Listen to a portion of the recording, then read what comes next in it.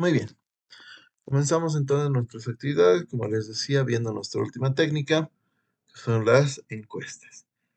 Esta última técnica vamos a trabajarla durante estos días en sus diferentes, no presentaciones, sino más bien maneras en las que se lograría redactar las preguntas que van a formar parte de la misma y las utilidades que cada pregunta llega a tener respecto de sus validaciones, como les había mencionado ya la anterior semana, validaciones numéricas, que tienen que ver bastante con cálculos matemáticos, así como también con lógica matemática. Entonces, durante hoy y mañana probablemente vamos a trabajar sobre la estructuración y el día miércoles y jueves sobre estas validaciones. Para los trabajos de aula, quiero adelantarme un poquito para que ustedes vayan preveyendo esa situación. Para los trabajos de aula, ustedes pueden utilizar, no hay ningún problema, y también para el trabajo de la materia, para el trabajo final, ustedes pueden llegar a utilizar lo que es Excel o cualquier plataforma que ustedes tengan, cualquier aplicación para el realizado del trabajo, ¿sí? Porque como les decía, vamos a hacer algunos cálculos matemáticos. Así que pueden utilizar fácilmente su Excel, donde pueden simplificar el trabajo realizado. Sin embargo, yo les recomiendo que vean la forma de practicar en forma manual, ¿sí? Que aprendan a hacerlo también de forma manual, todo lo que vamos a hacer. Es mi recomendación. Más que todo con cara al segundo parcial, que, como ya sabemos, es este día viernes, ¿sí? Y bueno, pues eh, en este parcial van a hacerlo a mano, ¿ok? Para demostrar justamente el dominio sobre el manejo de información. Entonces, por favor, eso tómenlo muy, muy en cuenta. Como les decía, es práctica simplemente lo que se necesita. Práctica, práctica, práctica, nada más. Llega un momento en el que todo se vuelve repetitivo en cuanto a los cálculos y ahí es donde nosotros vamos a hacer mucho énfasis. ¿Listo? Así que simplemente una vez más, mucho, mucho énfasis en esto que nosotros queremos desarrollar. Vamos ahora sí a lo que nos interesa. ¿Qué son las encuestas o qué es una encuesta? A ver, primero que nada ya sabemos, ¿no? Comienza de la misma forma. Es una técnica de investigación de mercados. ¿Sí? Ya sabemos que comienza de esa forma. Entonces podríamos decir que una encuesta es una técnica de investigación de mercados que nos permite recolectar información de, y aquí ya justamente está las palabritas clave, de una muestra poblacional. ¿Listo? Entonces es una técnica que nos permite recolectar información de una muestra poblacional. Esta muestra poblacional está compuesta por un grupo de personas, obviamente sometidas a un cálculo o estimación, pero que forman parte de una caracterización objetiva. En otras palabras, hay que hacer una segmentación bastante detallada para realizar una encuesta. ¿Listo? Eso es fundamental. Es allí donde muchas veces las empresas que realizan encuestas a los consumidores cometen los errores más típicos. Entre esos errores se puede observar que los encuestadores están en las calles y a la persona que pasa le hacen la pregunta, le hacen la encuesta. Tiene 5 minutos, tiene 10 minutos, pero es tal cual a la persona que está pasando por ahí. Es decir, no existe un esfuerzo por primeramente buscar identificar a las personas que realmente necesitan encuestar, ¿sí? Y eso es un error, como les digo, muy común, pero uno de los peores, porque la información recolectada no llega a ser la más adecuada. ¿Listo? Entonces, una vez más, la encuesta había sido una técnica de investigación de mercados que permite recolectar y analizar información de un determinado entorno, ¿sí? Que este entorno está representado por una muestra poblacional y esta misma por una segmentación que caracteriza el público con el que se va a realizar el trabajo. ¿Listo? Entonces, eso había sido una encuesta. Es en este punto donde muy probablemente en otras circunstancias, vamos a decir, muchos piensan en investigación de mercados como si solo fuesen encuestas y ya está. Bueno, ustedes ya han evidenciado que no había sido solo así, había sido mucho más pesado el asunto, ¿no? Pero muchos piensan que esto es investigación de mercados. ¿Por qué? Porque de hecho, la encuesta es el tema más grande que tiene la investigación de mercados, dentro de sus técnicas me refiero, ¿no? Porque existen otros elementos que son muchísimo más grandes, como el uso de softwares para el relevamiento de información, que como les mencioné, es algo que nosotros no entraremos debido a la amplitud que tiene justamente esta asignatura. Pero dentro de las técnicas, esta es la más utilizada, la más compleja y la más amplia. Entonces, muy probablemente por eso muchos piensan en investigación como encuestas, pero no es solamente así, ¿ok? Ahora, antes de avanzar, yo quiero plantear acá una pregunta extra, ¿sí? ¿Cuáles son los errores que se podría cometer al encuestar? Y eso es fundamental que lo sepamos para no cometerlos. Error número uno, no segmentar, no identificar las características del público con el que nosotros vamos a hablar. ¿Sí? Eso es fundamental. No segmentar, primer error. Segundo error, no encuestar a las personas del segmento.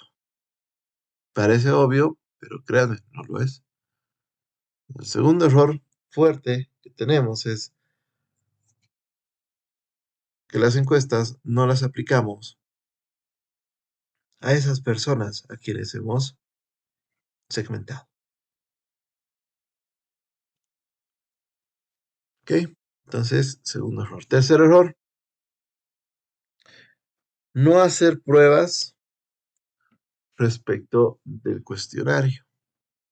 No hacer pruebas respecto al cuestionario. ¿A qué se refiere esto? A que nosotros muchas veces preparamos nuestros cuestionarios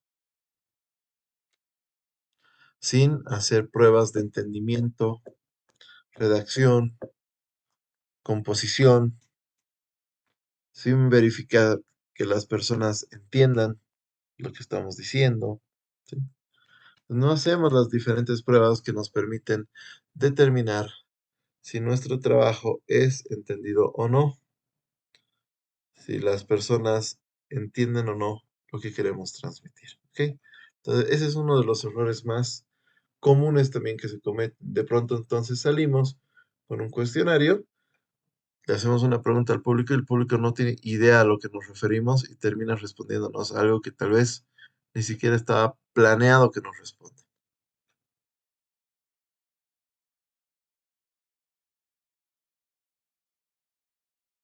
El siguiente error, número 4, que podríamos nosotros denotar, es un error en la recolección de información.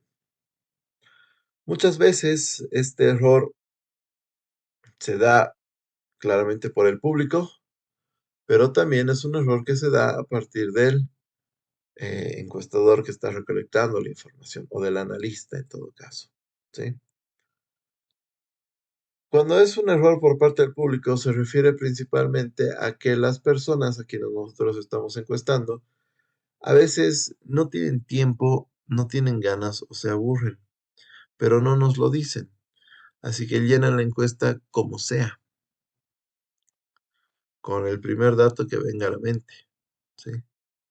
Entonces, de pronto tenemos una encuesta totalmente distinta en comportamiento al resto. Y claro, es porque, una vez más, ha sido llenada porque sí. Y esto genera errores de recolección de información porque son datos atípicos que dañan el estudio. Pero también les decía que este error de recolección puede darse por el analista, por el que está recolectando la información de las encuestas como tal, porque puede equivocarse al hacerlo. Y ahí es donde yo voy a ser bastante estricto con ustedes en ese sentido, porque, bueno, tenemos el caso justamente, ¿no? De un recolector de información que se equivoca en una encuesta, en un dato, y eso es suficiente para que los modelos se caigan, sean inconsistentes, no sirvan. Entonces, en ese momento, lastimosamente, como les dije ya la anterior semana, vamos a hacer como si esto fuese un embarazo. O estoy de verdad o no estoy embarazado. No hay eso de un poquito me he embarazado. No, no hay tal cosa. ¿Eh? No hay tal cosa. Entonces, lo propio acá. No hay eso de, sí, pero es que mi error es de 0.1. No, no hay eso. O el resultado está bien o está bien. Así nomás. Entonces, vamos a tener esto un poco fuerte, un poco complejo para poderlo realizar. ¿Listo? Entonces, mucho ojo con eso. Y el último error que se puede presentar, ya forma parte del analista, es justamente el de la interpretación. ¿Sí? Es decir, cuando ya tiene la información recolectada, tiene un error de interpretación. Es decir, no sabe interpretar el uso que le va a dar justamente a los resultados obtenidos. ¿Sí? Ahora bien, ¿para qué y cuándo se usa una encuesta a diferencia de las otras técnicas? Una encuesta llega a utilizarse cuando nosotros necesitamos obtener información de comportamiento colectivo. ¿Sí? Una vez más, una encuesta se utiliza cuando nosotros necesitamos obtener información de comportamiento colectivo.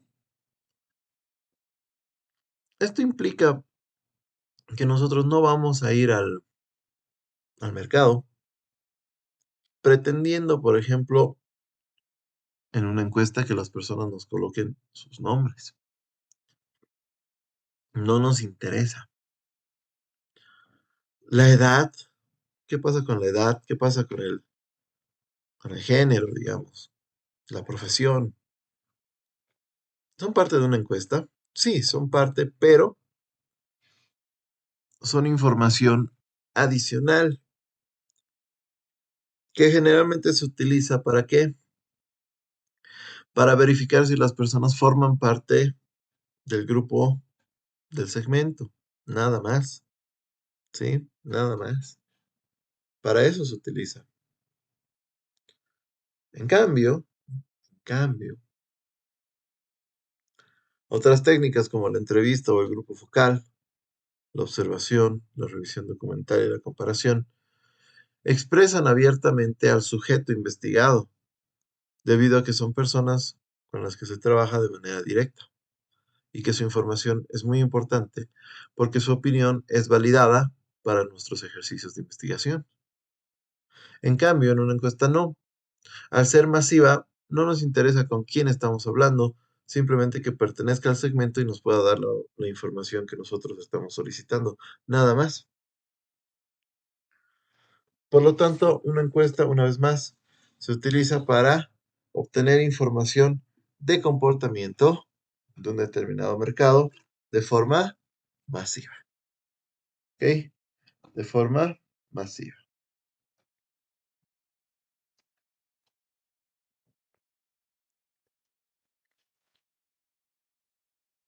La siguiente pregunta ya fue respondida antes del primer parcial. ¿Existen diferentes tipos de encuestas? Sí, sí los existen. Vamos a recordar para qué servían y ver si se utilizan más de uno para realizar un diferente ejercicio.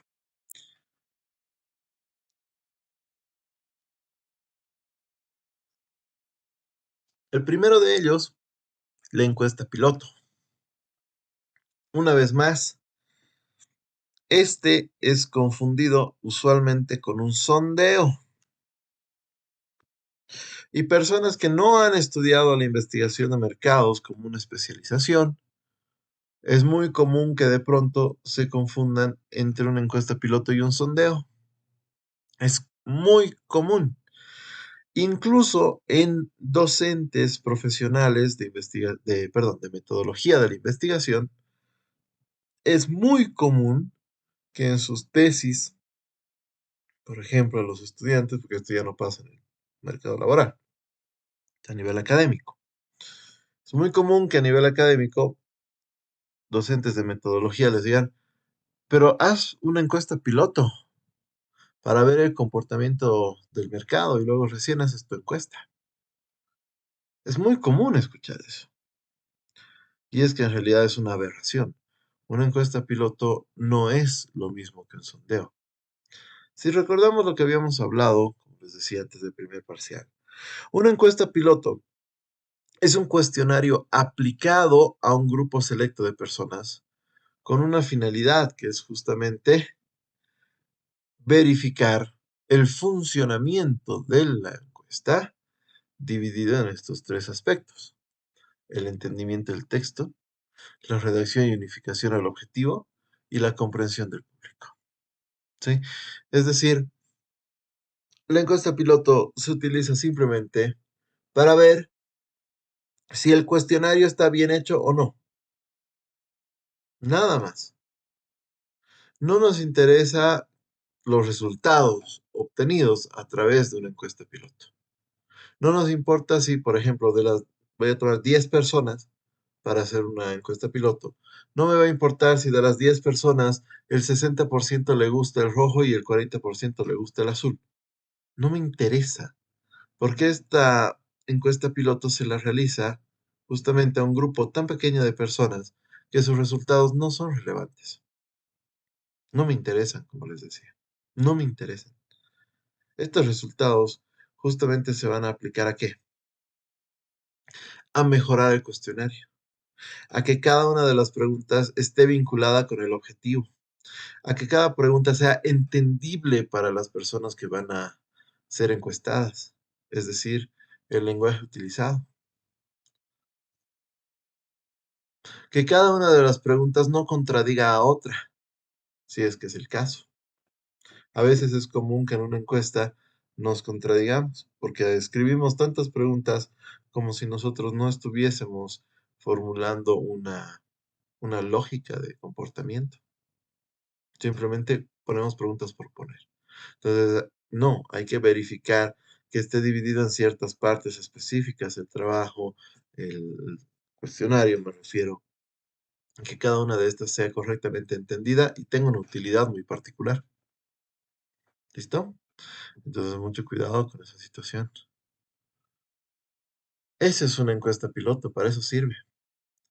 Nada más. Entonces, una vez más, como les decía, no hay esto de, como en algún momento alguien podría decir, no hay esto de, es que, a ver, una encuesta piloto nos sirve para observar un comportamiento posible en el público. No, no, no hay tal cosa. Mentira, ¿sí? No se está haciendo bien la tarea. Una vez más, por favor. La encuesta piloto solo sirve para verificar el cuestionario. Entonces, ejemplo, el día de hoy les voy a dar de tarea que me armen una primera encuesta, ¿sí? Una sencilla, porque primero tenemos que ahondar más todavía en los tipos de preguntas para que la encuesta esté mucho mejor estructurada, pero les voy a dar para que me armen una primera encuesta, ¿sí? Esta primera encuesta que ustedes me van a armar, al entregármela, fíjense lo que estamos haciendo, ¿qué es? Que ustedes están armando una encuesta piloto y yo voy a revisar esa encuesta piloto. Y les diré, no, a ver, esta pregunta no está alineada, esta pregunta está mal redactada, no se entiende lo que quieres decir, no se observa lo que quieres mostrar. Es decir, yo voy a corregir cada una de las preguntas si es necesario, si es que hay algún error. Y ustedes a partir de las correcciones recién van a tener un cuestionario final.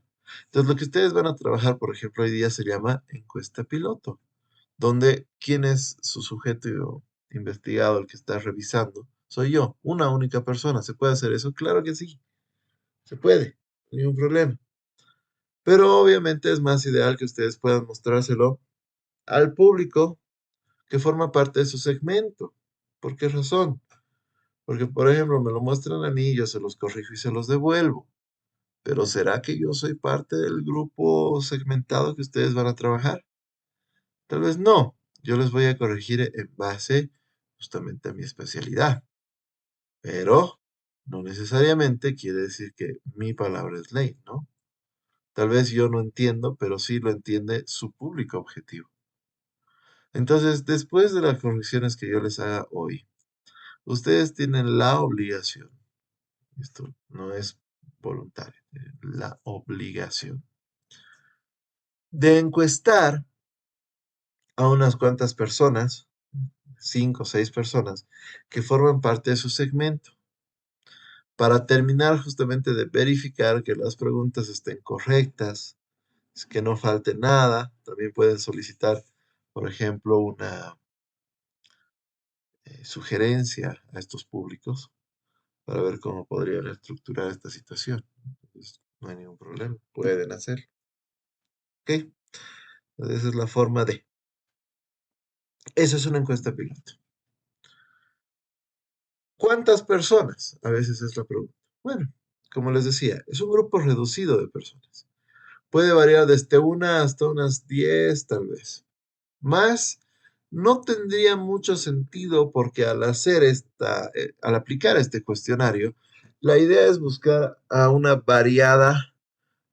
variado grupo de personas dentro del segmento, obviamente, pero que tengan características variaditas, de modo que todos podamos ver si todos entienden esto, ¿ok? Entonces, sí, hasta unas 10 personas es más que suficiente. ¿Es una regla? No.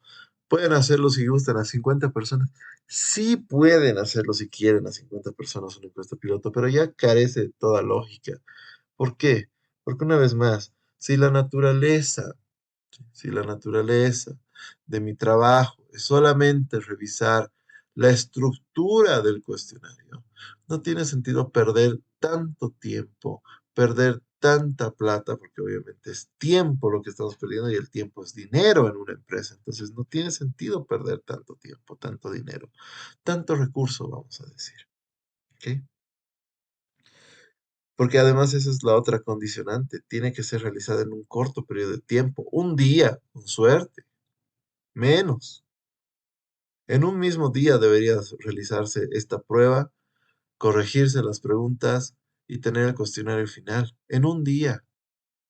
Les estoy hablando del mercado real, no de nuestros ejercicios de aula. En un día tiene que hacerse esto. ¿Por qué? Porque mañana ya tenemos que comenzar a preocuparnos de cuántas personas vamos a contratar para que nos lo encuesten, o a quiénes vamos a mandar de la empresa, cómo vamos a realizar el trabajo, cuánto tiempo. Es decir, la planificación se tiene que dar a partir de esto.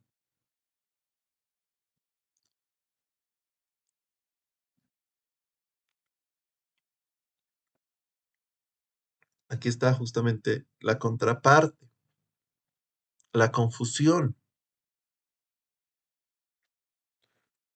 El sondeo, ¿qué es?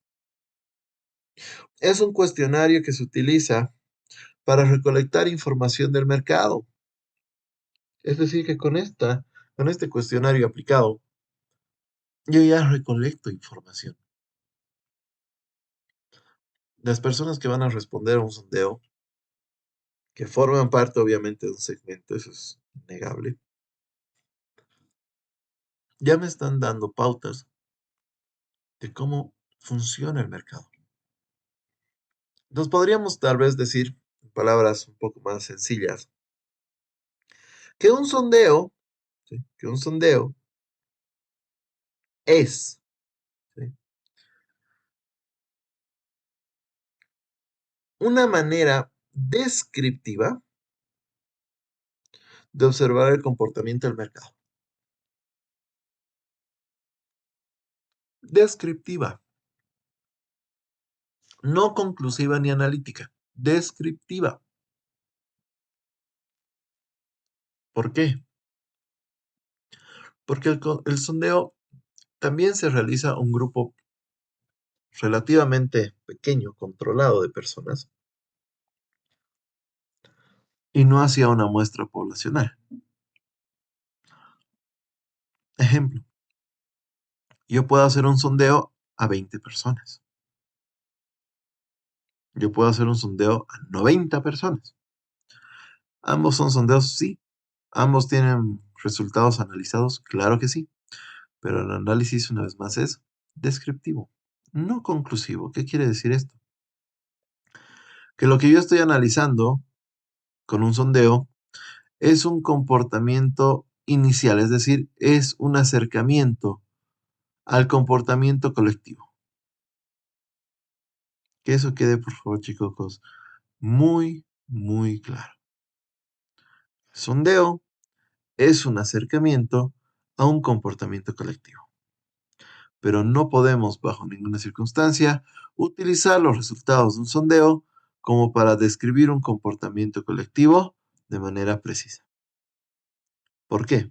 Una vez más, el sondeo carece de técnicas probabilísticas de cálculos de muestra. ¿Ok? Justamente ese es el primer punto que está ahí, ¿no? El muestreo es no probabilístico. Más adelante, en esta presentación, vamos a hablar acerca del muestreo, qué es uno probabilístico, uno no probabilístico y cuál conviene dependiendo del momento, además. Sin embargo, aquí hay que tener un poquito de cuidado y no hay que confundir. ¿Qué sucede si yo quiero aplicar un cuestionario dentro de una empresa, por decirles? Porque la empresa van a ser mis clientes.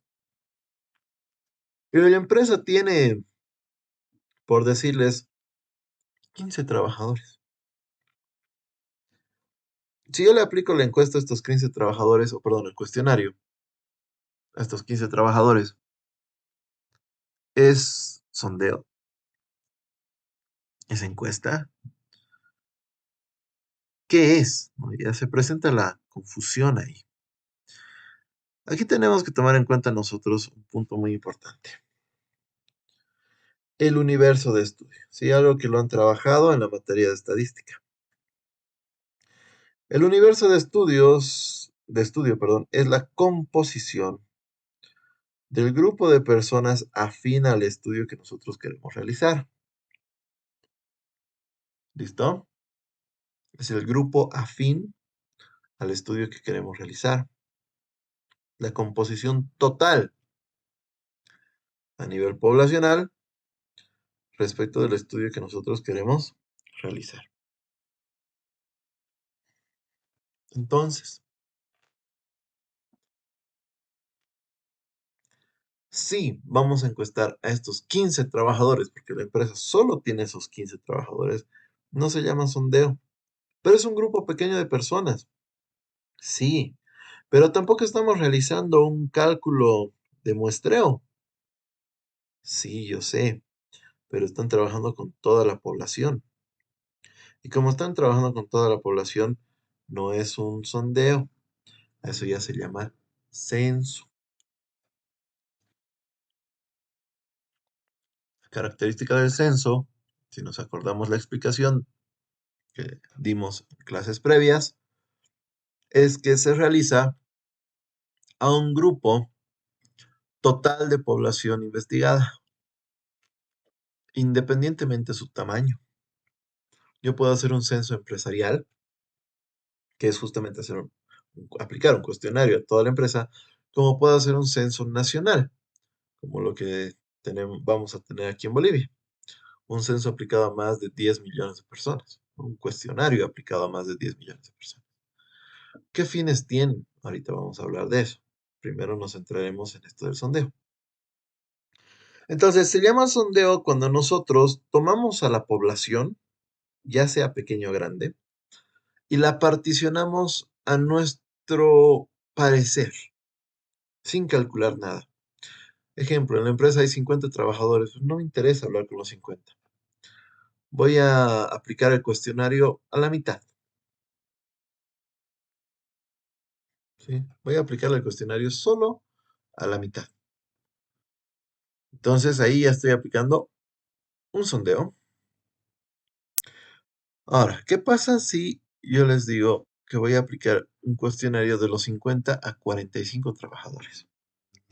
Si bien ahí también estoy aplicando un muestreo no probabilístico, pero estamos hablando de una composición de más del 50%. Ahí ya no se puede llamar sondeo, porque el comportamiento descriptivo de la población analizada, como ya es la mayoría de esa población, ya no puede llamarse un sondeo. Eso ya se llama encuesta. Entonces tengan también un poquito de cuidado ahí. Cuando nuestras poblaciones son pequeñas y el cuestionario se aplica al 50% más uno o más de esa población, ya se llama encuesta, no sondeo. Pero no estamos aplicando una técnica probabilística. No importa. 50% más uno deja de ser sondeo. ¿Ok? Y pasa a ser encuesta con técnica no probabilística. Por eso les decía, es un poco raras, son casos muy aislados, porque usualmente nuestras poblaciones de estudio, especialmente como nosotros que tenemos productos que van a ser comercializados en, por decirles, en la ciudad de La Paz, nuestros mercados no se componen pues de 100 personas, de 200 personas, por los principios de estabilidad que habíamos visto, ¿no? Igual en la primera parte de la materia. Son grupos pues bastante amplios que están vinculados también con lo que es nuestra capacidad dentro del punto de equilibrio. Entonces no son grupos pequeños, en lo absoluto, no lo son.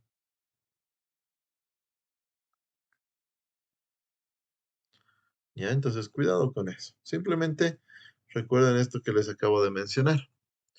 Si es 50% más uno del total de nuestra población, deja de ser sondeo, pasa a ser encuesta.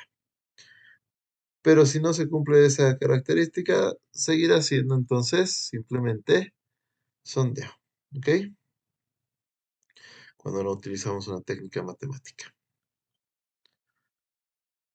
Sí o sí, un sondeo, una encuesta, ya deben realizarse a un segmento determinado. Queda terminantemente prohibido, y esto va para todos ustedes en sus vidas, tanto académicas como profesionales, que es terminantemente prohibido en una investigación tener el cuestionario, y como les decía, ¿no? Como algunas empresas lanzan a sus encuestadores y al que pase por la calle, sea joven, mayor, adulto, casado, sin hijos, como sea, al que está pasando, tiene un minuto, a ver, lléname esta encuesta, ¿cuál es esta pregunta, esta pregunta, esta pregunta, esta pregunta? No, una vez más, queda terminantemente prohibido realizar algo así. Daña el estudio, daña los modelos, no, prohibido. Todas las personas que van a responder el cuestionario tienen que ser personas que forman parte, sí o sí, de nuestro segmento analizado. ¿Ok? Entonces eso es muy importante, muy importante. Ahora, ¿por qué en algunos casos utilizaría una encuesta y en otros casos utilizaría un sondeo? ¿Cuál es la lógica? O sea, ¿por qué uno o el otro? Fácil. Un sondeo generalmente se realiza cuando yo quiero hacer una inferencia de información precisa. Es decir, yo quiero vender, por decirles, helados de Achachairú, pero yo no sé si la gente conoce. Y tampoco he visto, digamos, no existe una empresa que vende helados de Achachairú aquí en La Paz. No existe. No hay. Yo no conozco. Y si no hay, entonces yo tampoco puedo utilizar otras técnicas como la comparación, la observación, la revisión documental, que es técnicas sobre las que hemos estado trabajando, yo no puedo utilizar esas técnicas, porque una vez más las desconozco, ¿sí? Las desconozco. Entonces, como las desconozco, ¿de dónde saco mi información? Lanzar una encuesta implica un uso de recursos que yo no sé si gastarlos va a valer la pena.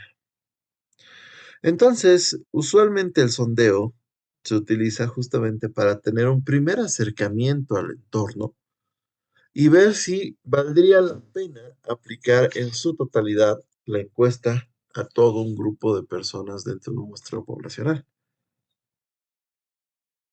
Entonces, esa es otra utilidad bastante particular de lo que es justamente un sondeo, ¿sí? Nos permite tener estos acercamientos previos para observar el comportamiento del público. En esta materia conmigo no vamos a hacer sondeo, ¿sí? Vamos a salir directo a la encuesta, que es importante practicar. El comportamiento es exactamente el mismo. Hago la encuesta, lleno la encuesta, recojo la encuesta, armo mis gráficos, los analizo, los describo y se acabó. Pero, pero, al salir a al mercado, ya más adelante ustedes tengan materias como proyectos, ventas o incluso en sus talleres, cuando estén haciendo sus tesis, muy probablemente van a tener que hacer primero un sondeo. Y si en el sondeo los resultados son, vamos a decir, atractivos, recién nosotros ahí salimos a profundizar la información que nosotros estamos investigando. ¿Listo? Entonces, esa es la lógica de utilizar eso. Luego vendría el tema de la encuesta, ¿sí? Vendría el tema de la encuesta.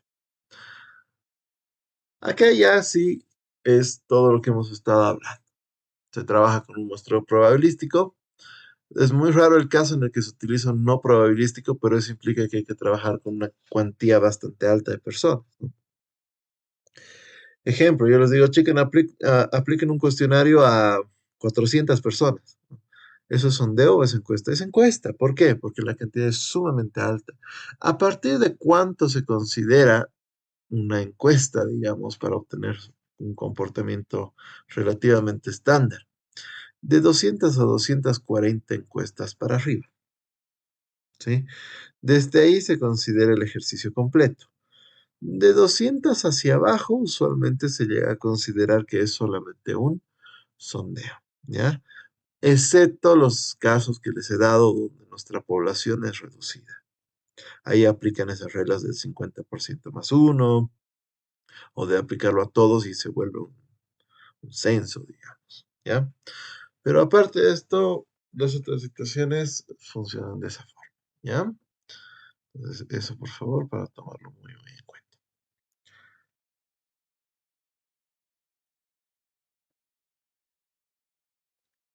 Sigue siendo un segmento específico, pero con el segmento perseguimos el logro de un objetivo determinado, ¿ya? Con un segmento perseguimos el logro de un determinado objetivo.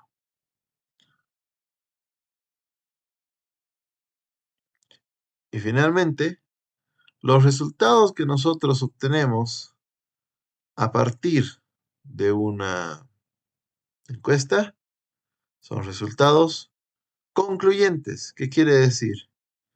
Que cuando nosotros utilizamos esta técnica, es que nosotros podemos estar alineados a la obtención de información necesaria para que nosotros tomemos decisiones. ¿Listo? Si yo sé que al público le interesa el helado de Achachairú Entonces yo voy a producir y vender helado de Chachairú. Pero si yo veo que con la encuesta este público no está interesado en el helado de Chachairú, sino más bien en el jugo de Achachairú, entonces voy a tener que cambiar mi producto de helado a jugo si es que quiero venderlo todavía aquí en la ciudad de La Paz. Así es como funciona, ¿ok? Ya hemos hablado del censo. Es la misma lógica, pero sin un cálculo de muestra. Se calcula con todo el universo, con toda la población. La idea es ver cómo se está comportando y evolucionando un determinado grupo de población.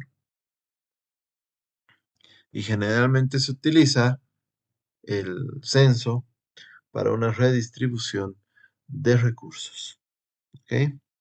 Ya sea a nivel empresarial o a nivel gubernamental poblacional. ¿Listo? Entonces, esos son los tipos de cuestionarios de encuestas que existen y sus usos. ¿Quiénes intervienen en el proceso de la ejecución de una encuesta? El encuestador, el encuestado y el analista. Muchas veces el analista no es la misma persona que el encuestador.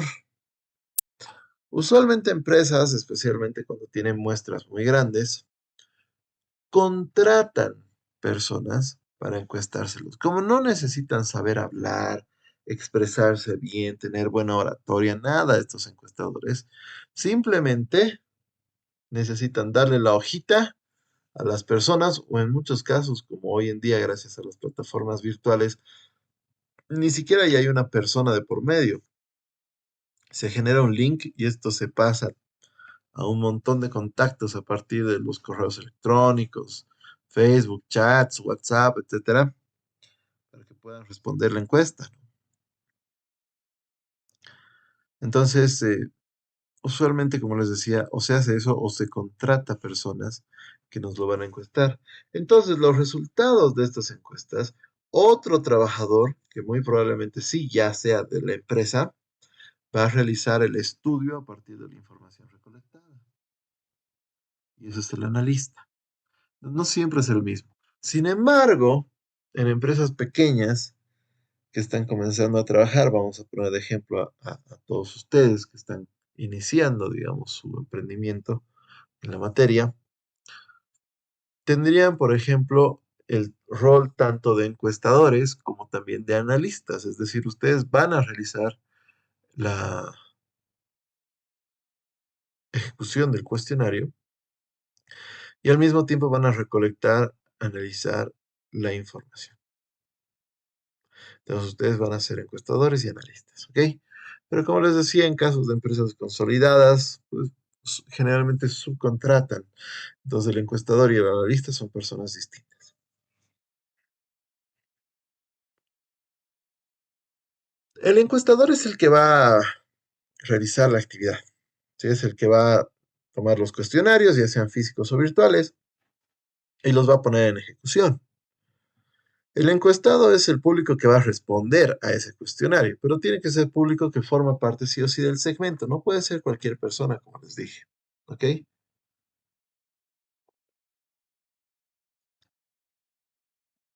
¿Dónde se presenta usualmente problema con el público encuestado?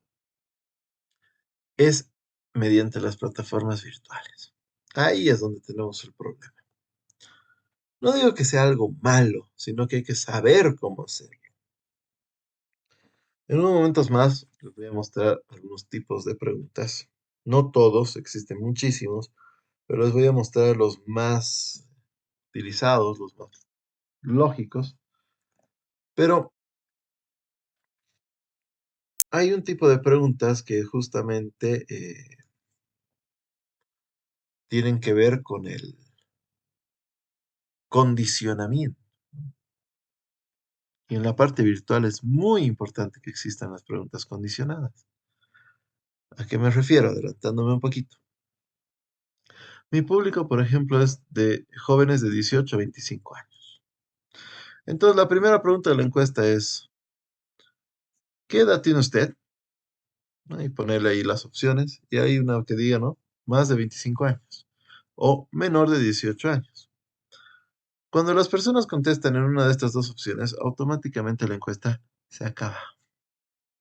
Entonces, este tipo de condicionantes en las encuestas nos van a permitir que personas no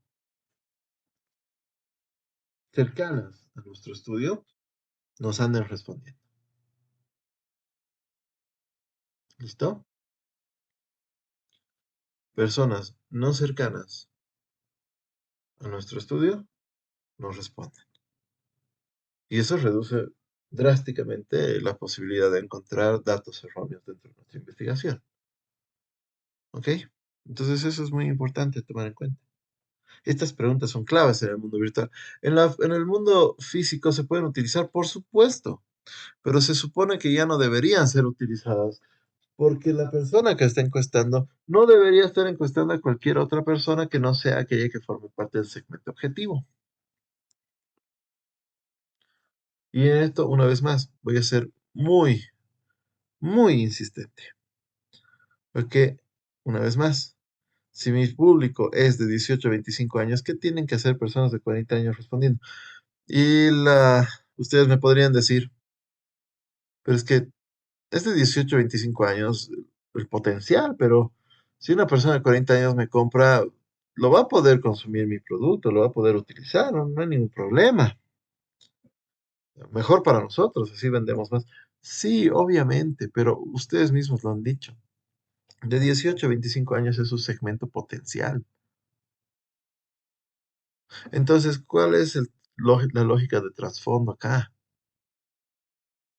Si es su segmento potencial, ¿qué hacen preguntándole a los secundarios y terciarios? Entonces, mucho cuidado con eso, sí, mucho, mucho cuidado con eso.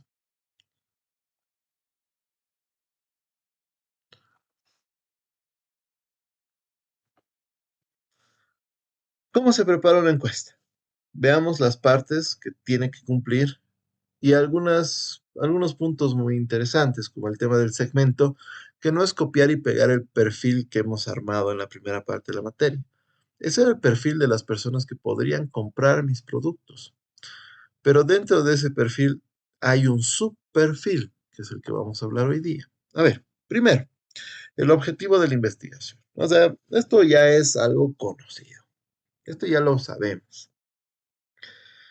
Mi objetivo es determinar si las personas de La Paz estarían dispuestas a comprar un té elaborado en base de, o una infusión, digamos, elaborada en base de esencia de jazmín.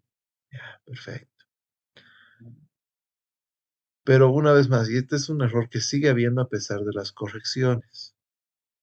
Si el error se sigue repitiendo en el trabajo final, automáticamente el trabajo va a quedar desestimado. ¿Cuál es ese error? Alguna vez me están poniendo en el objetivo dar a conocer el producto al mercado. No, no, no, eso es un objetivo, por ejemplo, de una estrategia de penetración, de una estrategia de posicionamiento. Esa estrategia. Vender el producto. No, eso es una estrategia de ventas. No tenemos que confundir. Mucho ojo con eso, chicos. ¿Sí? Investigar. La materia se llama investigación. Investigar. ¿Qué quiero investigar? Si puedo tener éxito o fracaso en el mercado con mi producto. Ya, entonces lo puedo colocar así. Investigar el posible éxito o fracaso del producto X en el mercado paseño. Ya está bien, no hay problema, usamos la palabra investigar, pero existen tantos verbos que podemos utilizar, ¿no? Como conocer el mercado, determinar una posible demanda. Entonces, utilicemos acciones, verbos de acciones que tengan que ver con la investigación, una vez más. no con dar a conocer productos, no con venderlos, no con introducirlos al mercado. No, no me interesa eso. Yo quiero saber si puedo eventualmente meterlos al mercado, si tendría aceptación, si podría tener demanda, éxito en el mercado. Entonces, por favor, sé que esta observación ya la hice, suena hasta redundante tal vez para algunos grupos, pero hasta los trabajos que se han revisado, hasta los últimos que se han revisado, siguen con los objetivos de dar a conocer el producto al mercado, comercializar el producto en La Paz. No, no hay tal cosa. Quiero saber si hay demanda, quiero saber si hay aceptación, quiero investigar si podría vender más adelante mi producto. Eso es lo que yo quiero, pero no quiero vender ahorita. Quiero saber si podría más adelante vender. Quiero saber si más adelante podría posicionarme en la mente de mis consumidores. Eso es lo que yo estoy investigando. ¿Listo? Entonces, simplemente darle una lógica a esto. ¿Ok? Por favor. El objeto de la encuesta, lo propio, habíamos dicho. Yo tengo mi objetivo, que es determinar la posible demanda. ¿Cuál es el objeto de la encuesta? En otras palabras, lo que les estoy preguntando es, ¿qué o cuál es la utilidad de la encuesta respecto de ese objetivo? Por ejemplo, yo les podría decir, de forma genérica, obviamente, que el objeto de mi encuesta es, ¿qué cosa? El comportamiento colectivo de la posible demanda por helados de Achachairu. ¿Por qué? Porque si yo me acuerdo, ¿para qué servía una encuesta? Era justamente para analizar comportamientos colectivos. Entonces, ¿ese podría ser mi objeto de estudio? Claro que sí, puede ser también su objeto de estudio, parte de la teoría. Úsenla, dinamicen el conocimiento que tienen. ¿Listo? Entonces, esa es la lógica del objeto. Es que nos dé luces respecto de qué vamos a hacer con esta técnica para llegar al objetivo, para entenderlo, para estudiarlo. ¿Ok? Eso es bien importante.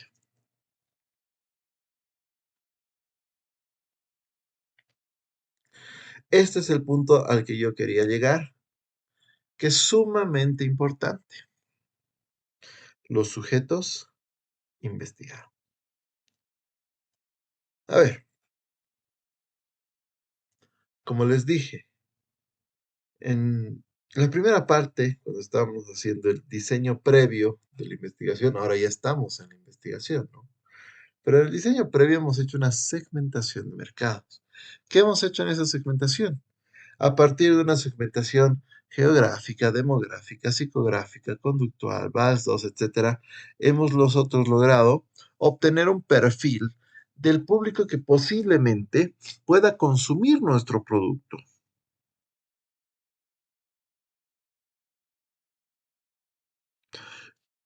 Pero ojo, es un perfil muy amplio. En la parte demográfica, por ejemplo, yo podría decir que mi helado de achachairu lo podrían consumir desde niños desde los 5 años hasta adultos mayores con la esperanza de vida, digamos, hasta los 75 años. Pero fíjense que es demasiado amplio, es demasiado amplio. Entonces yo tengo que sesgar esto, ¿sí? Tengo que sesgarlo. ¿Cómo lo puedo sesgar? Piensen ustedes lo siguiente. Cuando nosotros queremos vender un producto, un servicio al mercado, usualmente hay un grupo de personas que son los que más nos van a comprar. ¿Quiénes más consumen, por ejemplo, helado? Dependiendo, ¿no? Pero en general, podríamos decir, los que más nos compran heladitos son los niños, cuando salen con sus papás al parque, en los colegios. Entonces, ¿será que yo tengo que encuestar a los niños?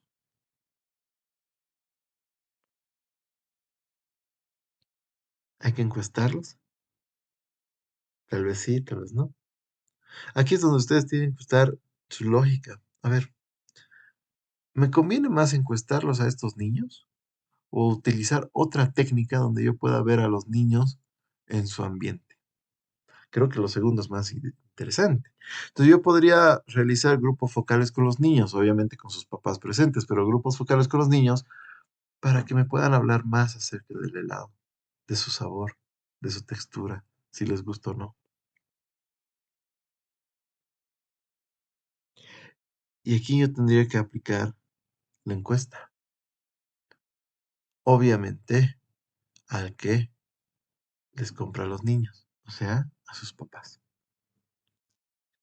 Entonces de ese grupo de 5 a 75 años, yo voy a clasificar de acuerdo a una segmentación interna, vamos a llamarle subsegmentación, donde yo voy a identificar aquí en Bolivia, a partir de estudios, desde qué edad más o menos comienzan los jóvenes a tener hijos y más o menos hasta qué edad calculamos nosotros podrían llegar los niños a tener entre 5 hasta unos 12, 15 años.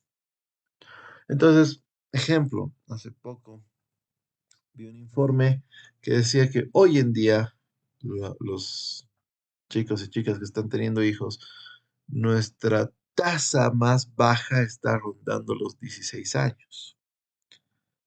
Entonces, tendría yo que trabajar desde los 16 años hasta los 28 a 30 años, que es más o menos el espectro en el que los niños llegarían a tener entre 5 y 12 años, ¿sí? Más o menos. O incluso, si quiero ser más específico, entre personas entre los 23 y los 30 años, ¿no? Que es más o menos ese espectro. Esas serían las personas, digamos, a quien yo voy a encuestar. Pero esto tiene que venir lógicamente de un proceso, como les digo, de una subsegmentación, donde yo voy a tomar una vez más el perfil del público que hemos hecho en el primer parcial y lo voy a segmentar otra vez dentro del mismo para tratar de identificarme quiénes son los potenciales a quienes yo puedo encuestar. ¿Puedo utilizar las mismas técnicas de segmentación? Claro que sí. Geográfica, psicográfica, demográfica, conductual, VAS2, beneficios de uso, puedo utilizar ciclo de vida, etcétera, etcétera. Puedo hacerlo. La lógica es que después de esto yo obtengo un grupo mucho más preciso, un nicho más claro de personas que estarían dispuestas a consumir mi producto o servicio. ¿Ok? Entonces, a diferencia de la entrevista y del grupo focal, donde los sujetos investigados simplemente tienen que ser del segmento y se acabó. En la encuesta no, en la encuesta hay que volver a segmentar, pero lo que ya hemos segmentado. Cuidado de pronto alguien me diga en la segmentación general, mis públicos son de 18 a 25 años y en su encuesta, el público encuestado van a ser personas de 30 a 35 años. No, pues no tiene lógica, porque si se supone que de 18 a 25 dentro de ese grupo está mi potencial, ¿de dónde aparece de 30 a 35? Tiene que ser coherente, tiene que haber una única línea, chicos. Y esto entonces hay que revisarlo con calma. Sí o sí hay que revisarlo con calma, ¿ok? Así que a tomar en cuenta esta situación, ¿ya? Muy, muy en cuenta esta situación. El siguiente paso, ¿cuál es? El muestreo, el cálculo muestral. A ver, aquí ustedes se van a acordar de sus clases de estadística, donde decíamos, ¿no? O bueno, donde se decía, cuando la población es mayor a 100.000, utilicen la fórmula de población infinita. Si es menor a 100.000, utilicen la fórmula de población finita. Lo que nunca les han dicho es que si utilizan una u otra, su variación es en decimales, exagerando en 2 unidades. No hay más variación. No hay más variación, chicos. Hagan la prueba. Pónganle 150,000 a a la fórmula de la población conocida y luego calculen con población desconocida con los mismos estadígrafos. Su variación, como les digo, va a ser de máximo 2 unidades con sus decimales, e incluso menos. Es que aplicando la fórmula del muestreo a población finita me da 384 encuestas. Aplicando a desconocida me da 381 encuestas. Sí, pero los decimales, ¿dónde están? Entonces la variación que va a existir en el resultado final es mínima. ¿Ok? Es mínima. Y eso no nos dicen. Y a veces nosotros nos encerramos en la idea de, no, a ver, pero es que es mayor a 100,000, sí o sí debería haber utilizado la otra fórmula. No, chicos, no, no es así, no es tan cerrado el asunto, porque como les digo, el resultado va a variar en decimales o exagerando en 2 unidades. No más, no más. Entonces, ¿qué es lo que nosotros vamos a hacer? A esta población finita, a esta fórmula de la población finita que nos han dado a conocer, ¿sí? Nosotros le vamos a llamar población conocida, ¿ok? O sea, para nosotros ya no va a ser finita. O sea, a nosotros nos la han presentado esta fórmula como población finita, ¿ya? Pero nosotros ya no. Nosotros vamos a pasar a conocerla como población conocida. Entonces, no me importa, chicos, si esta población son 100 personas o son 5 millones. No me importa si es mayor a 100,000 o menor a 100,000. Lo que me importa es que yo la conozco. Y ahora, ¿por qué yo les digo que la conocemos? Y ahí es donde yo voy a retroceder otra vez a la parte de la segmentación. Porque ahora sí, chicos, de esta segmentación, que aquí me estoy dando cuenta que he escrito mal empresas, lo voy a corregir antes de subírselos.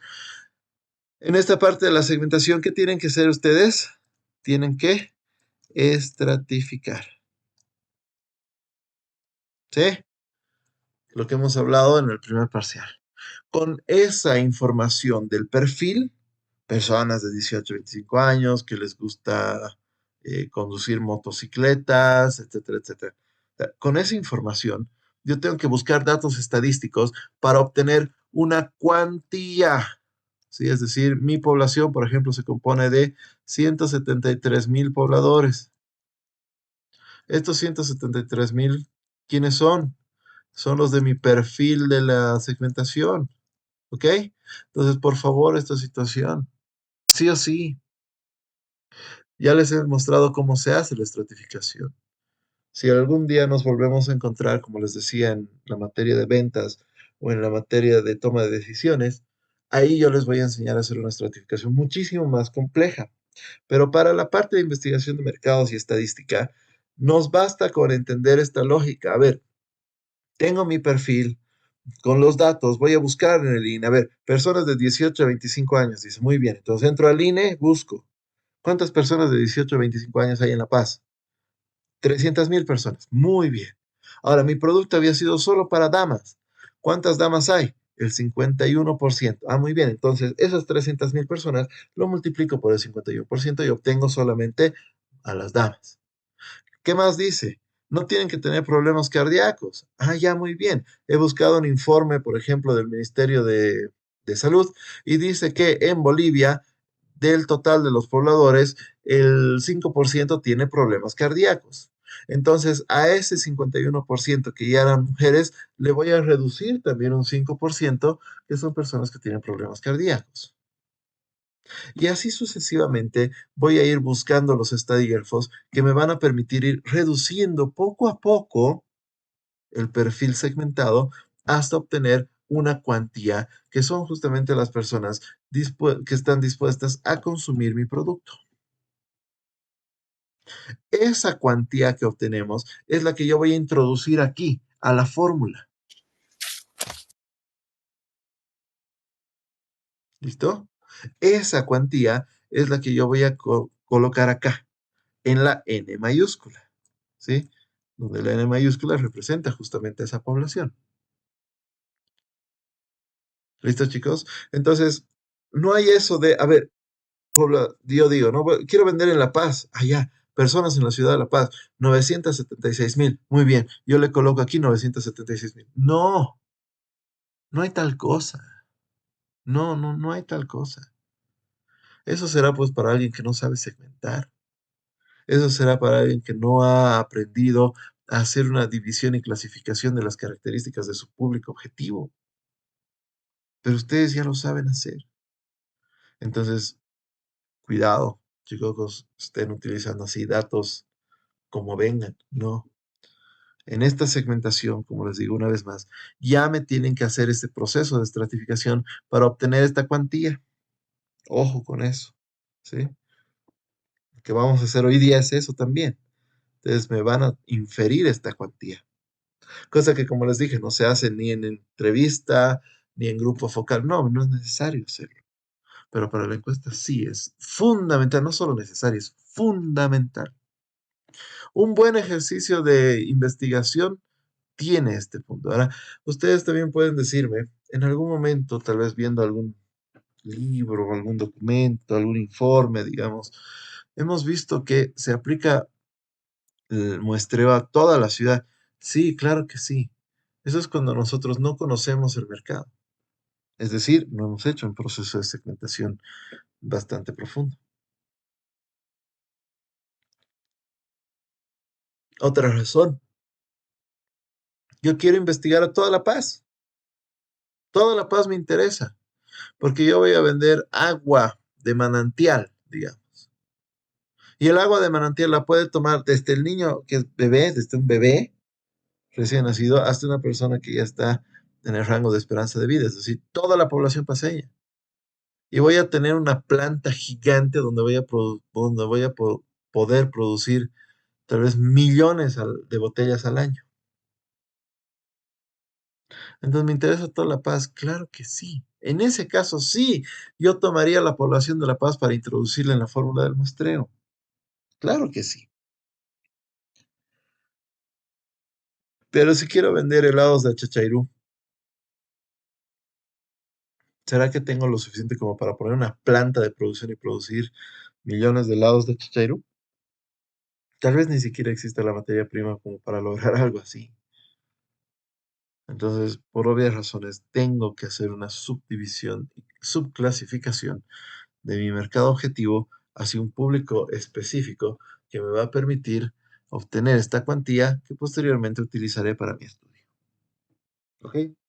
Como ya vamos a hacer esto, chicos, de calcular esta cuantía, les pido encarecidamente que esto ustedes tienen que, no para mí, para la materia, pero les pido encarecidamente que más adelante, en otras materias, no se olviden que la segmentación tiene que cumplir ciertos principios. Y entre ellos, uno muy importante, les decía, era el de la estabilidad. Otro principio importante también es el que tiene que ver con el punto de equilibrio. ¿Será que esta cuantía equipara, es inferior o es superior a mi punto de equilibrio? Entonces, no se olviden que esto también tiene que compararse con ello. No se los voy a pedir ahora en la materia porque no corresponde. Los que gusten hacerlo, bienvenido. ¿Qué tendrían que hacer? Calcularme su punto de equilibrio, es decir, tienen que calcular sus costos a partir más o menos de lo que ustedes están pensando que van a producir, calcularme su punto de equilibrio con sus costos, sus precios de venta, etcétera, y ver si esta cuantía es equiparable a su punto de equilibrio. Como les digo, no les voy a exigir. ¿Por qué? Porque todavía hay varios elementos interesantes dentro del mundo de los costos, dentro del mundo del mercado que ustedes todavía tienen que inferir antes de poder hacer eso. Pero una vez más, no se olviden que esos principios que les mostré no pueden ser rotos, tienen que trabajarse con mucho cuidado. ¿Ok? Entonces eso por favor, para que lo tomen en cuenta para más adelante. Y retornando a lo nuestro. Entonces, una vez que nosotros tenemos esa población con la que yo quiero trabajar, a esa le voy a denominar la N mayúscula. ¿Ok? La N mayúscula, voy a cambiar de color para que se note mejor. Y vamos a borrar. A ver. Entonces, la N mayúscula es la población con la que yo quiero trabajar. ¿Sí? Esta N y esta N de acá. ¿Listo? Entonces ahí la población. Ahora, los otros datos estadísticos los conocemos, pero a ver, aquí yo les estoy colocando un ejemplo, ¿sí? De los datos que hay que usar. Ahora, por si acaso, esto de aquí tiene que ver con esto, porque no quiero romper la teoría que les han enseñado, como les decía, ¿ok? Por si acaso. Pero como les dije, nosotros esto ya dejamos de utilizarlo y pasamos a trabajar con la lógica de conocida porque vamos a estratificar. Si no estratificásemos, podríamos trabajar con esta lógica de finito infinito. Pero como vamos a estratificar, vamos a trabajar con conocido desconocido. ¿Ya? Entonces, esto solamente para la lógica de no estratificar, de no tener la cuantía. Ya, bueno, vuelvo acá. Entonces, de esto me voy a olvidar. Pero los estadígrafos, chicos, como por ejemplo, el intervalo de confianza, ¿sí? El, el dato de éxito, el dato de fracaso, el estadístico, el error estadístico, ¿sí? ¿Cómo hay que colocarle? Y este también es un error que se comete mucho en la materia de estadística.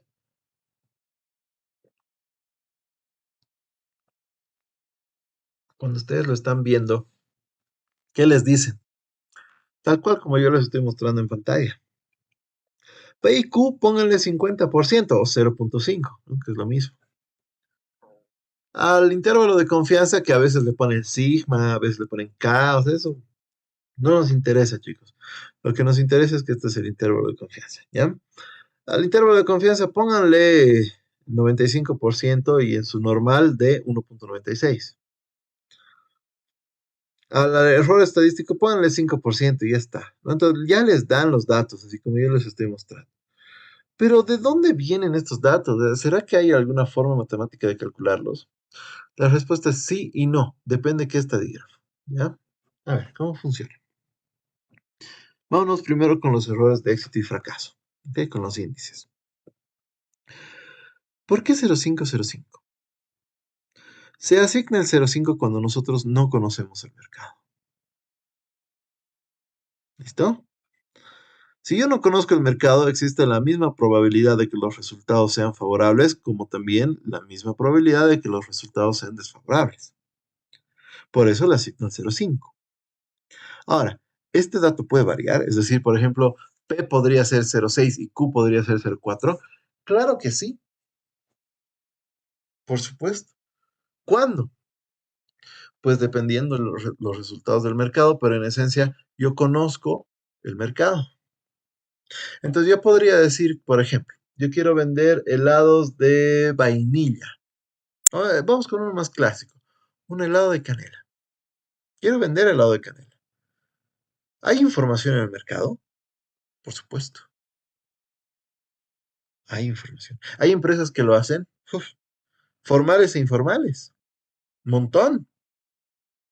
De hecho, los helados tradicionales de canela corresponden al mercado informal, no al informal, perdón, no al formal.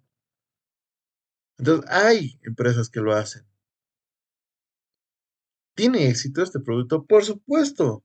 No solo éxito, es una tradición paseña. Forma parte de nuestras costumbres, de nuestras tradiciones. ¿Será que hay datos de cuánto venden? Claro que sí. Casi cada año salen datos de cuánto se vende, de cómo está creciendo las ventas de los helados de canela en La Paz. En este caso, fíjense ustedes, conocemos, no solo conocemos el mercado, sino que sabemos que el producto que yo tengo puede y tiene éxito en el mercado. Entonces, este índice P puede tender a subir. Puedo ponerle un 0,8, 0,9 sin ningún problema. ¿Por qué? Porque sé que va a funcionar el producto, porque la gente lo demanda, a la gente le gusta. Entonces, puedo tener una P bastante alta, que obviamente la Q, que es su complemento. Si mi P es 0,9, la Q va a ser 0,1. ¿Y cuándo la Q tendería, perdón, a ser mayor a 0,5? También cuando conozco el mercado, pero cuando yo he visto errores, cuando no tenga informes, cuando la gente no demande, ¿no? Ejemplo, yo quiero vender helado. Helado es un producto, vamos a decir, común, pero ¿no? Yo quiero vender, por decirles, de copo azul. Y yo me he dado cuenta que empresas como Delicia han intentado vender el helado de copo azul y no le ha ido bien. Pil ha intentado vender el helado de copo azul y no le ha ido bien. Panda ni lo ha intentado, por algo será. Entonces, como yo observo que hay ese comportamiento, como que la gente no lo demanda, como que las empresas que lo han abierto ya están vendiendo, pero hasta por ahí. Los anaqueles están llenos de helados de copo azul, digamos, mientras sus otros productos se vacían. En ese caso, entonces, yo conozco el mercado, pero mi índice de fracaso tiende a ser mayor. ¿Por qué? Porque no hay demanda, porque la gente lo está rechazando. Entonces, mi Q puede ser superior al 0,5. Podemos trabajar con una Q de 0,7, 0,8, 0,9, lo propio, no hay ningún problema. ¿Listo? Entonces, en esos dos casos, la P y la Q van a subir y bajar. Ahora, son complementarios al 100%. Lo que quiere decir que no podría haber una Q de 0,6 y una Q de 0,7 al mismo tiempo. No, son complementarios al 100%. ¿Ok? Segundo, este estadígrafo varía de manera cualitativa subjetiva. Es decir, que el investigador tiene que asignar el valor de P y Q dependiendo la cuantía de información que hay en el mercado, comparada con otras industrias. Porque tal vez yo diga, uff, sí, yo tengo hartísima información, pero luego veo el resto del mercado, el resto de la industria y digo, bueno, también hay toda la información disponible, es un mercado de competencia perfecta. Entonces, como que tener mucha información no es relevante. ¿Por qué? Porque es un mercado de competencia perfecta. Entonces no funciona por esa razón, chicos. ¿Ok? Mucho cuidado con eso. ¿Cómo funciona el intervalo de confianza? El intervalo de confianza funciona mientras más conocimiento, más seguridad. Por ende, un intervalo de confianza más alto. Si yo conozco muy bien el mercado, si yo sé qué información tiene sobre las ventas, crecimiento, demanda del público, etcétera, mi intervalo de confianza puede funcionar muy bien entre un 92 a un 99% de confianza. No hay ningún problema. ¿Ok? De 92 a 99. Si la información que yo conozco en el mercado es relativamente útil, no es tan conocida, pero digamos ya, yo tengo todavía un relativo control al respecto. Hablamos de intervalos de confianza entre 1,88 perdón, desde unos 88 hasta unos 90 y casi 92% de intervalo de confianza. Y si son mercados que prácticamente yo no conozco, no sé cómo funcionan, el intervalo de confianza oscila entre 80 a 87, en este caso, por ciento. ¿Sí?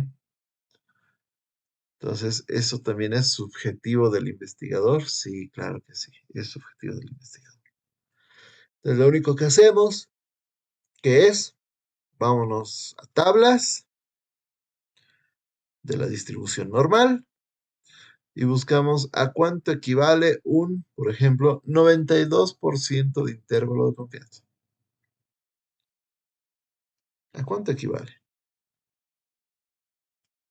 ¿A cuánto equivale un 97% de intervalo de confianza? Entonces, en su distribución normal va a adquirir un valor, que es este justamente, y ese es el valor que yo voy a colocar en mi ecuación. ¿Listo?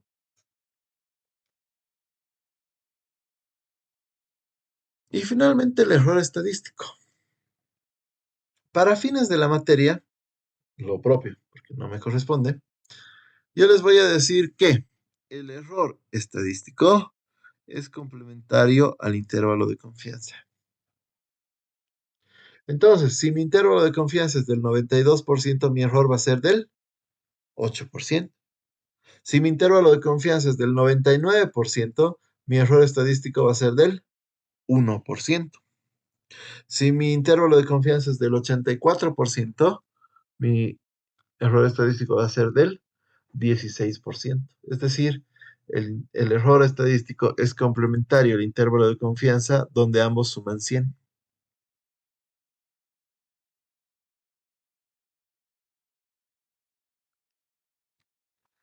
Así que tomar en cuenta esa situación. ¿Ok? Sin embargo, hay fórmulas estadísticas para calcular el error. Cuando se utilizan esas fórmulas, el resultado es más preciso que decir es complementario. ¿Ya? La variación lo propio es por decimales. Es por decimales, pero es mucho más preciso, lógicamente, ¿no? Sí hay fórmulas para hacer estos cálculos. Pero como les decía, conmigo por el tema de practicidad, tiempos, el error estadístico simplemente va a ser complementario al intervalo de confianza.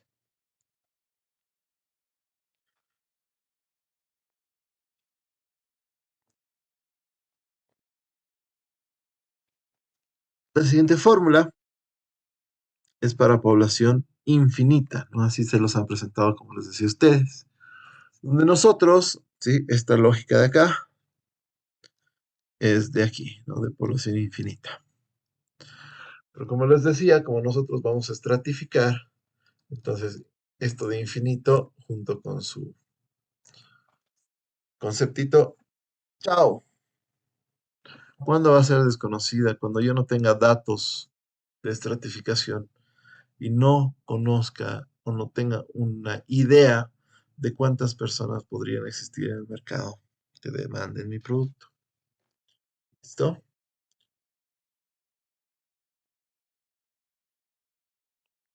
La fórmula simplemente lleva consigo al intervalo de confianza los índices de éxito y fracaso y el error estadístico. Estos estadígrafos tienen la misma explicación previa que hemos dado, ¿sí? Intervalo de confianza, el estadígrafo de éxito y fracaso responden a la subjetividad, donde se hace un estudio para ver el conocimiento que se tiene respecto del mercado investigado. Y el error complementario al intervalo de confianza. ¿Ok? Entonces, simplemente seleccionamos la fórmula que nos corresponde. La mayoría de ustedes, de hecho, va a ser población conocida. Tomamos esta fórmula y la aplicamos. ¿Listo? Ahora, aquí surgen también algunos temas. ¿Existe otra fórmula de calcular la muestra poblacional, es decir, otra técnica matemática? Sí, sí existe. No solo una, varias fórmulas. Pero todas varían en decimales. Y aquí es donde va una regla importantísima, que tienen que tomarlo en cuenta ustedes, chicos. Vamos a imaginarnos que el resultado de esto nos sale 383,61. ¿Ok? Algunos lo dejan ahí y yo les pregunto, ¿y cómo es pues 0.6 personas? Porque esto es pues número de personas a ser encuestadas. Esa es la muestra poblacional. ¿Cómo es una 0.6 personas? ¿Es una persona bajita? ¿Es una persona que le falta algo, tal vez, en el cuerpo? O sea, ¿por qué no es un entero? ¿No? No, pues chicos, la lógica nos dice, a ver, en producción y en población, ¿sí? Ojo con esto, en producción y en población, los decimales hay que redondear. ¿Cómo redondeamos? Con la reglita del decimal 5. Por ejemplo, aquí yo tengo un 1 menor a 5, por lo tanto, este 6 se queda intacto.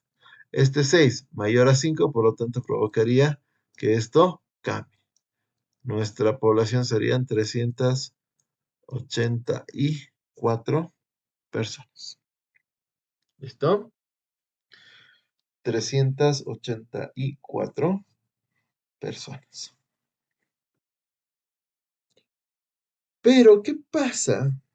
¿Qué pasaría si yo tuviese 383.1 personas? Este es menor a 5, se queda en 83. No. Esto es igual a 384 personas.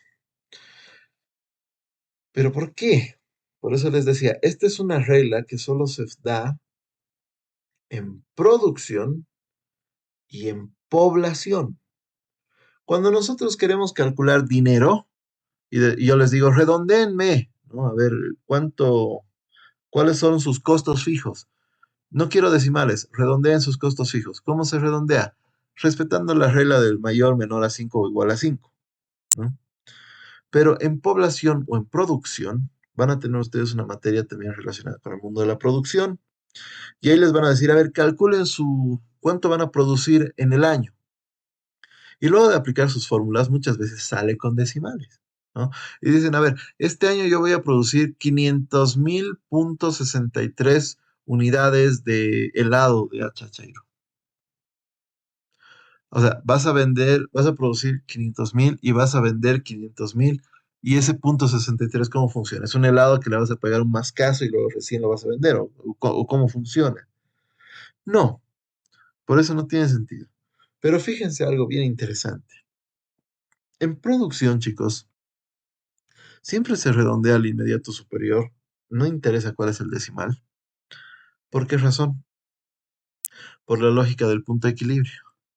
Si mi punto de equilibrio dice 383, o por decirles 300.2, ¿qué quiere decir? Que para estar en equilibrio sí o sí estoy considerando comercializar ese punto 2.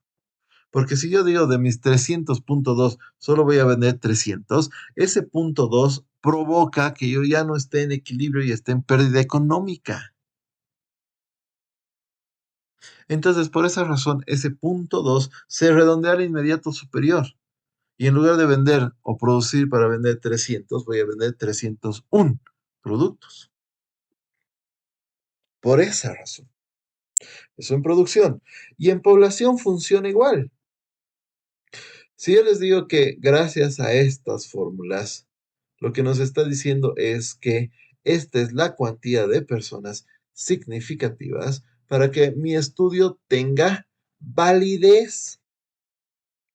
Entonces, si yo tengo 383.1 personas y digo, ya, lo redondeo y se queda 383, este punto 1 está provocando que mi estudio no pueda ser validado.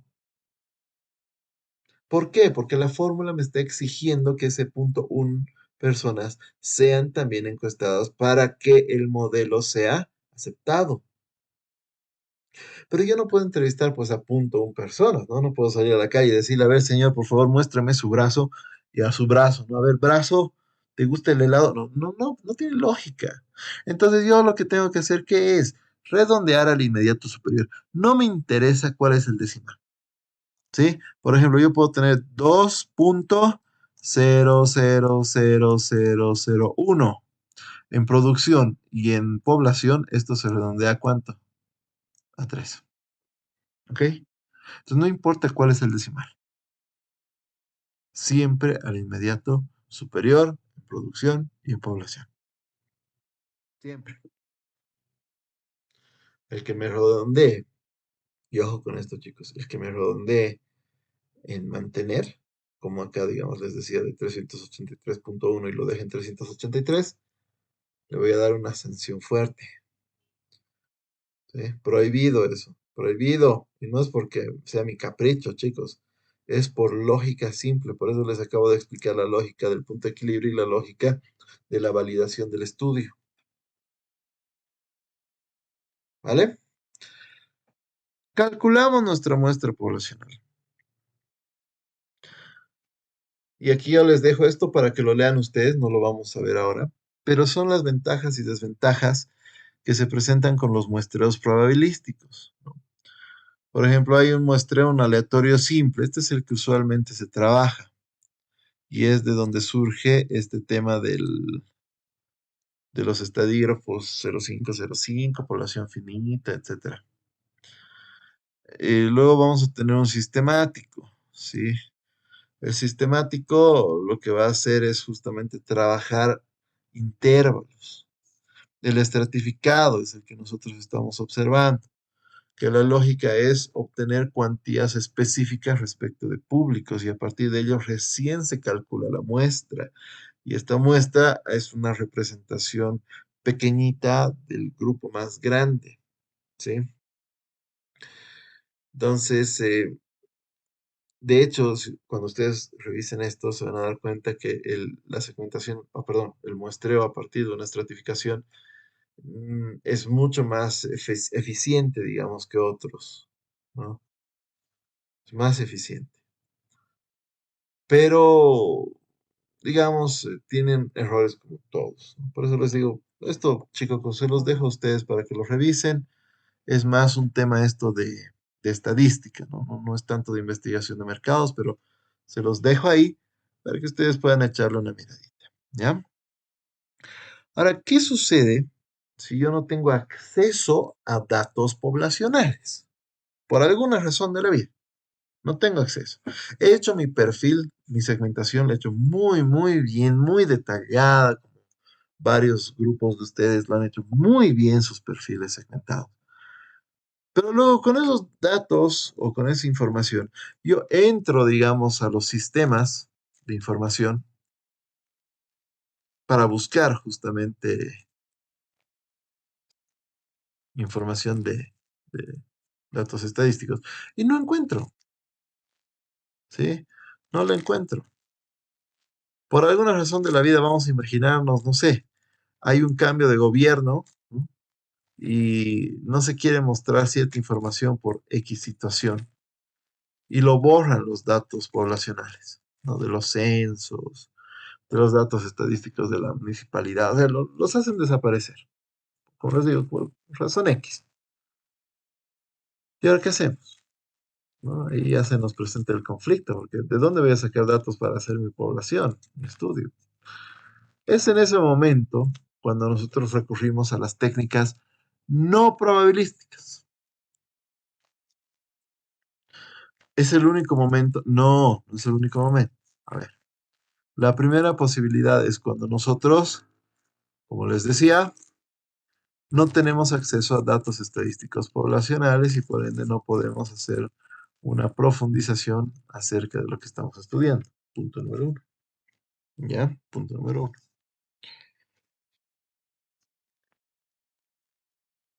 Segunda posibilidad, no tenemos tiempo. O sea, yo les digo, chicos, necesito para este miércoles que me trabajen una encuesta sobre,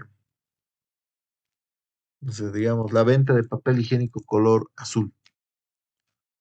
Entonces, 48 horas es poco tiempo para hacer segmentación, para hacer el estudio previo. Es decir, todo el proceso que venimos viendo desde el día 2 de clases, no podríamos lograrlo. Entonces, ¿qué hacemos? Muestreo no probabilístico. ¿Cuántas personas? Ya, unas 400, pues, para que más o menos equipare a un muestreo. Ahora, este monto es totalmente subjetivo. Totalmente subjetivo. ¿Ya?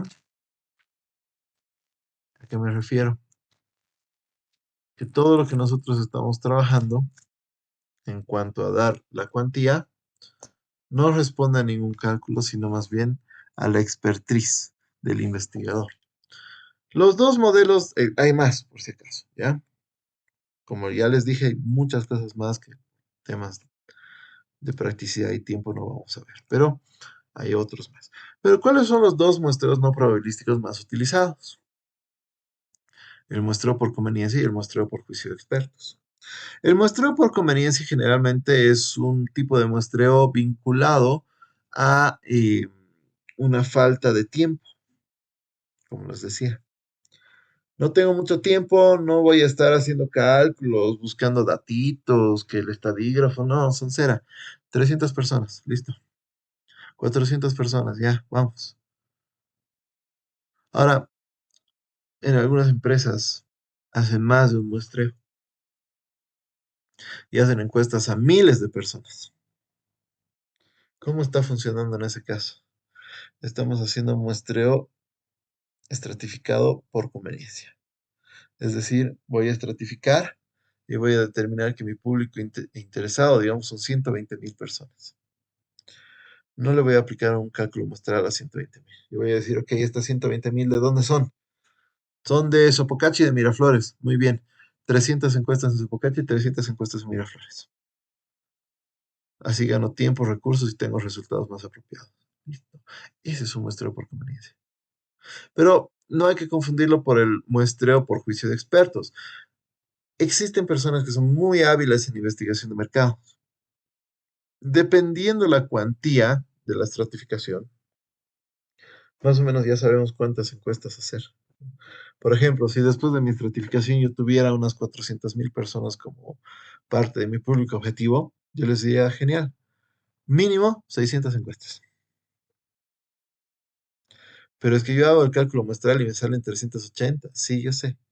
Pero si no quieren usar cálculo muestral y quieren usar una lógica de cuantías poblacionales, tiene que ser un número de encuestas también alto para equiparar a la lógica de la representación.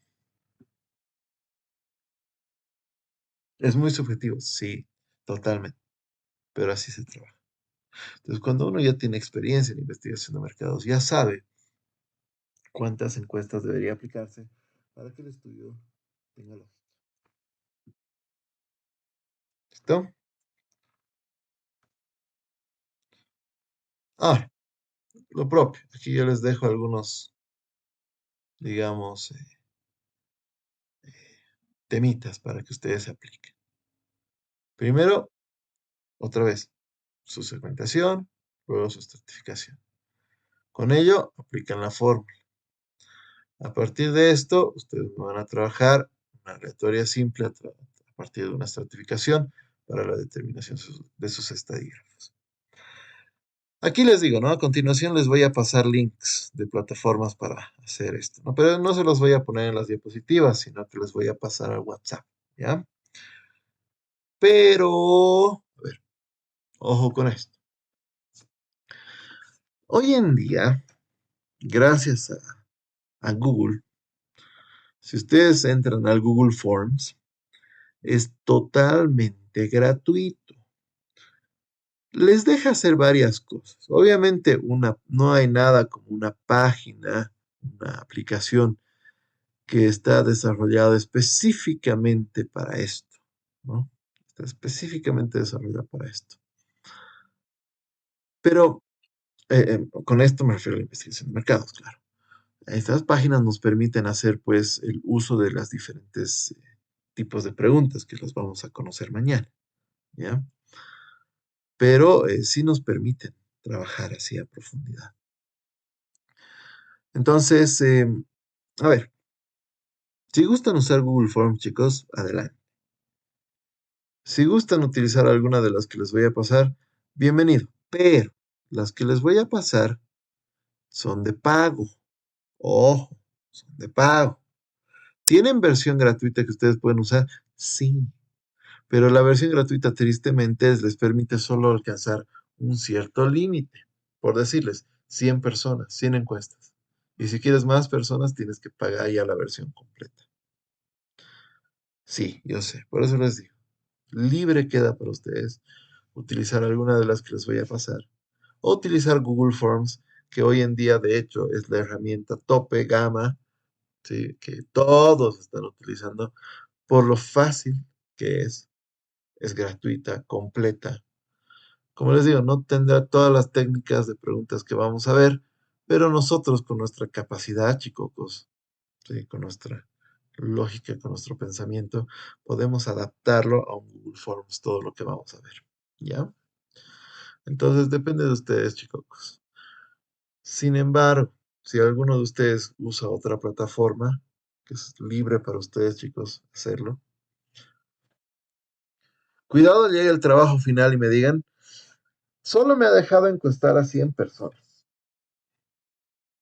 No he podido más. Y por eso mi trabajo está solo con 100 personas. Lo ahorco o la ahorco. ¿Por qué, chicos?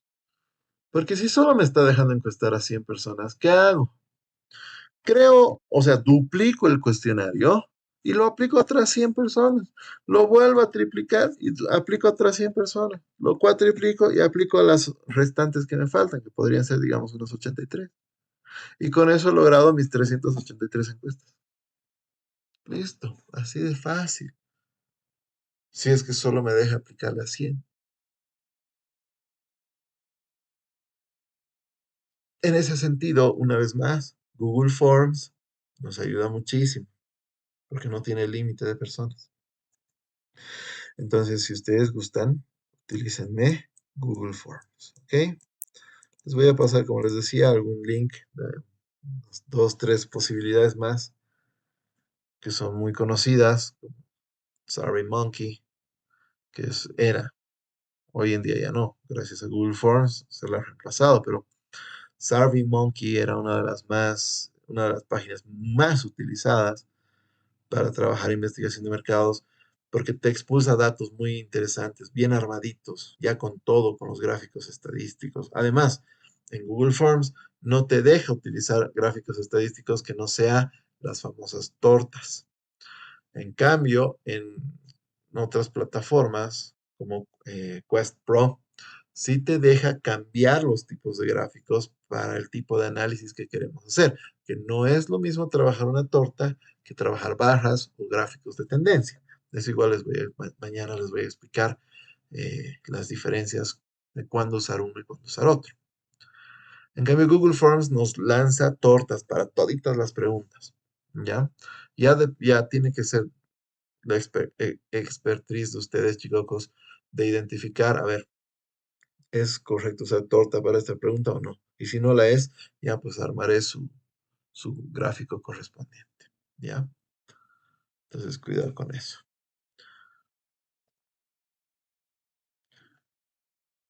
Vamos a quedar acá, ¿sí? Porque lo siguiente que viene son los tipos de preguntas y ya no es solamente preguntas abiertas y cerradas.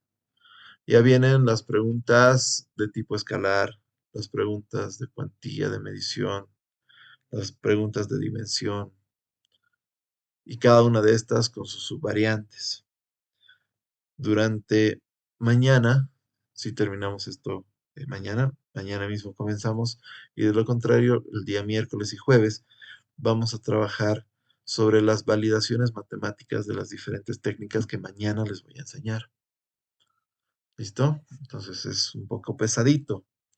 Les recomiendo, como les decía, practicarlo a mano. Así que el día miércoles y jueves especialmente tengan su cuadernito listo con una reglita, una calculadora y su lápiz y su goma porque hay que hacer harto cálculo. Obviamente yo les voy a enseñar por esta plataforma, les voy a enseñar cómo se hacen las fórmulas, cómo se aplica, paso a paso les voy a enseñar para que ustedes puedan hacerlo tanto a mano como en computadora. ¿Listo? Voy a dejar de compartir. Y como ya es habitual, chicos, salimos a un descanso. Retornando del mismo, les asigno la tarea